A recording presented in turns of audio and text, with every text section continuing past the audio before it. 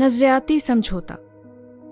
यहाँ तक कि मुमताज़ और मुखलिस मसीही रहनुमाओं को भी समाजी दबाव की वजह से निजात के पैगाम से समझौता करने से चौकन्ना रहना चाहिए। मैं राशिद यूनुस हूँ। ये उसूल पौलुस रसूल और पतरस रसूल के दरमियान होने वाली एक इंतहाई गहरी गुफ्तगू से निकलता है। ये वाकई एक महाज़ाराई है। तो गौर करें कि हम क्या पढ़ते हैं। मैं इसे पौलुस का तसादम कहता हूँ। वो कहता है, लेकिन जब कैफा इंताकिया में आया, वहाँ वो पतरस रसूल का हवाला दे रहा है।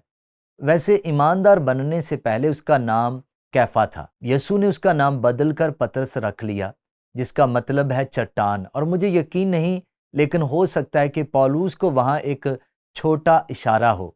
पतरस की तरफ वापस जाते हैं, जो कि उसके ईमानदार होने से पहले था।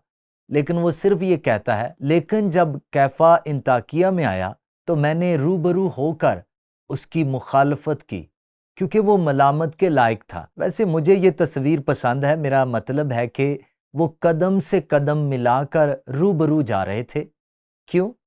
मैंने रूबरू होकर उसकी मुखालफत की क्योंकि वो मलामत के लायक था। इसलिए कि याकूब की तरफ से जो चंद लोगों के आने से पहले तो वो गैर कौम वालों के साथ खाया करता था, ये यरूशलेम से है। और याकूब जो कलीसिया का बुनियादी रहनुमा था, मगर जब वो आ गए तो मख्तूनों से डर कर बाज रहा और किनारा किया। ये अजीम रसूल पतरस है। और ये इसके बाद की बात है। ये यरूशलेम में पतरस की क़यादत में चर्च बनने के 5 से 6 साल बाद की बात है। और वो कहता है, पतरस देखो क्या होता है। फिर बाकी यहूदियों जो सब देख रहे हैं, वो यहूदी जिन तक हम अंजील के साथ पहुंचने की कोशिश कर रहे हैं, उसके साथ होकर रियाकारी की। यहाँ तक कि बरनबास भी उनके साथ रियाकारी में पड़ गया। जब उसने ये कहा तो वो शायद इस पहले मिशनरी सफ़र से वापस आए थे। पौलुस और बरनबास ने मिलकर इन तमाम कलीसियाओं को शुरू किया। और यूं पतरस का असर इतना ताकतवर था कि उसने उसके साथी बरनबास को भी मुतासर किया, जो रियाकारी में शामिल हुआ था। और इस तरह हम पढ़ते हैं, जब मैंने देखा कि वो खुशखबरी की सच्चाई के मुआफिक सीधी चाल नहीं चलते, तो मैंने सब के सामने कैफा से कहा। ये एक अवामी मसला था, ये कोई निजी मसला नहीं था, कि जब तू बावजूद यहूदी होने के गैर कौमों की तरह जिंदगी गुजारता है, ना कि यहूदियों की तरह, तो गैर कौमों को यहूदियों की तरह चलने पर क्यों मजबूर करता है? पतरस, ये रियाकारी है। और जाहिर है उसने एक काम किया। मेरे ख्याल में ये पतरस के लिए सीखने के लिए ज़रूरी था। लेकिन यहाँ अजीम रसूल पतरस को समाजी दबाव और खौफ की वजह से गुमराह किया जा रहा था। अब वो कहता है, मेरे ख्याल में हम में से किसी के लिए भी इस हकीकत के लिहाज से हम वाकई कमज़ोर हैं। अब दिलचस्प बात यह है कि जब आप पतरस के पस मंज़र को देखते हैं और उस मुलाकात से पहले, उसका सामना करने से पहले उसके साथ क्या हुआ था, उसे कैसरिया में कुरनेलियस के साथ ये तजर्बा हुआ था। याद रखें कि कुरनेलियस के पास पतरस को तलाश करने की रोया थी। वो एक गैर कौम से था। उसी वक्त पतरस ने उन जानदारों की रोया देखी जिन्हें चादर में उतारा गया था, और आवाज आई, खाओ। और आप जानते हैं, मैं नहीं खा सकता। खुदा का पैगाम ये था, जिसे मैं पाक कहता हूं उसे नापाक ना कह, गैर कौमों का हवाला देते हुए।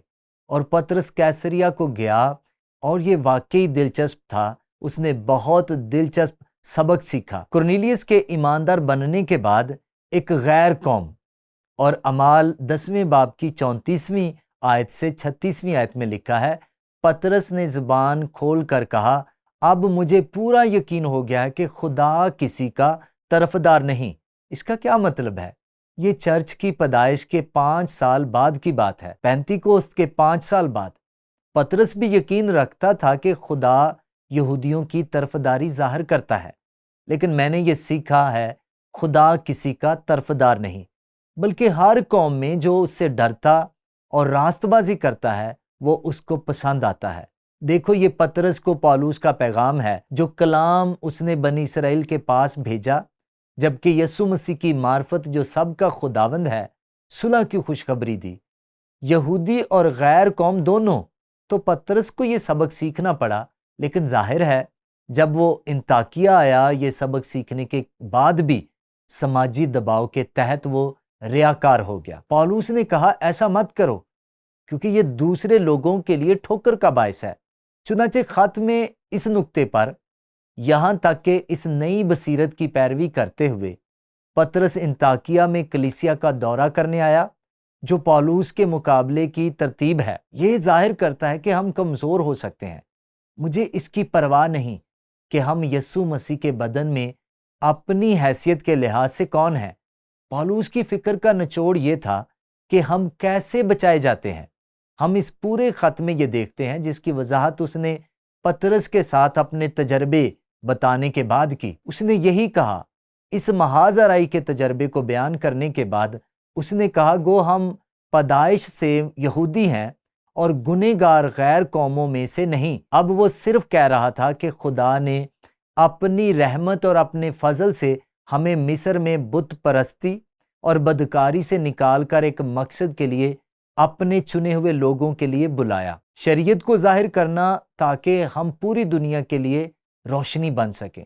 ہم غیر قوموں کے بت پرستوں کی طرح نہیں ہیں، تو بھی یہ جان کر کہ آدمی شریعت کے اعمال سے نہیں بلکہ صرف یسوع مسیح پر ایمان لانے سے راست باز ٹھہرتا ہے۔ خود بھی یسوع مسیح پر ایمان لائے تاکہ ہم مسیح پر ایمان لانے سے راست باز ٹھہریں، نہ کہ شریعت کے اعمال سے، کیونکہ شریعت کے اعمال سے کوئی بشر راست باز نہ ٹھہرے گا۔ تو پولس وضاحت کر رہا ہے، اور وہ بہت ایماندار اور آزاد ہے گلاتیوں کی کلیسیا کے ساتھ اس حقیقت کو بیان کرنے میں کہ وہ گمراہ ہو گئے ہیں، اور اس لیے یہاں غور طلب اور جوابی سوال ہے۔ پولس نے انطاکیہ میں پطرس کے رویے کو اس قدر سنجیدہ اور اتنی سخت ڈانٹ کے لائق کیوں سمجھا؟ اور جو بات مجھے بنیادی طور پر سمجھ آتی ہے وہ یہ ہے کہ ہمارا مقام جتنا بڑا ہوگا ہمیں اتنا ہی زیادہ جواب دہ ہونا پڑے گا، کیونکہ لوگ ہماری طرف دیکھتے ہیں۔ میرا مطلب ہے کہ یہاں پطرس ہے جس سے یسوع مسیح نے کہا، میں اپنی کلیسیا بنانے جا رہا ہوں اور تم اس بنیاد کا حصہ بننے جا رہے ہو۔ تم وہ آدمی ہو جسے میں نے رسولوں کی رہنمائی کے لیے چنا ہے، اور لوگ تمہاری طرف دیکھ رہے ہیں۔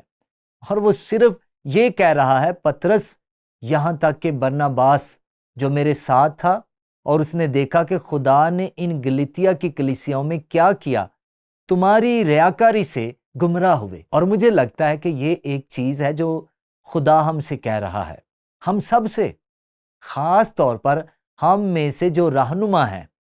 کیا یہ یسوع مسیح کے بدن میں ہماری حیثیت کی وجہ سے، جسے خدا بہت کچھ دیتا ہے، وہ بہت زیادہ توقعات رکھتا ہے اور بہت زیادہ کا جواب دہ ہے؟